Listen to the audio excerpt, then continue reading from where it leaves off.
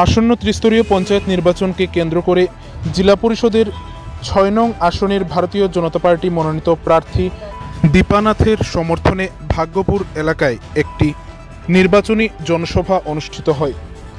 ৩০ জুলাই মঙ্গলবার বিকেল আনুমানিক ৫টা ৩০ মিনিট নাগাদ উত্তর ত্রিপুরা জেলার ভাগ্যপুর এলাকায় আসন্ন ত্রিস্তরীয় পঞ্চায়েত নির্বাচনকে কেন্দ্র করে জেলা পরিষদের ৬ নং আসনের ভারতীয় জনতা পার্টির মনোনীত প্রার্থী দীপানাথের সমর্থনে উক্ত এলাকায় একটি নির্বাচনী জনসভা অনুষ্ঠিত হয়, যেখানে এই অনুষ্ঠানে উপস্থিত ছিলেন ধর্মনগরের বিধায়ক তথা রাজ্য বিধানসভার অধ্যক্ষ বিশ্ববন্ধু সেন। এছাড়াও উপস্থিত ছিলেন ভারতীয় মজদুর সংঘ উত্তর ত্রিপুরা জেলার সভাপতি সুব্রত রুদ্রপাল, ভারতীয় মজদুর সংঘ উত্তর ত্রিপুরা জেলার সম্পাদক বিপ্লব দাস সহ ভারতীয় জনতা পার্টির অন্যান্য কার্যকর্তা এবং স্থানীয় নেতৃত্বরা। এছাড়াও উপস্থিত ছিলেন জেলা পরিষদের ৬ নং আসনের ভারতীয় জনতা পার্টির মনোনীত প্রার্থী দীপানাথ।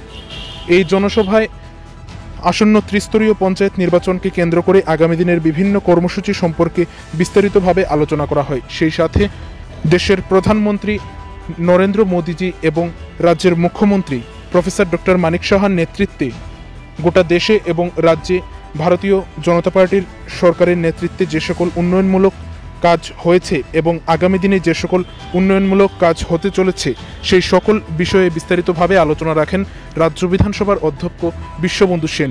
সেই সাথে উপস্থিত জনগণদের কাছে আহ্বান জানান যে এই ত্রিস্তরীয় পঞ্চায়েত নির্বাচনে ভারতীয় জনতা পার্টির সকল মনোনীত প্রার্থীদের যাতে বিপুল ভোটে জয়যুক্ত করেন।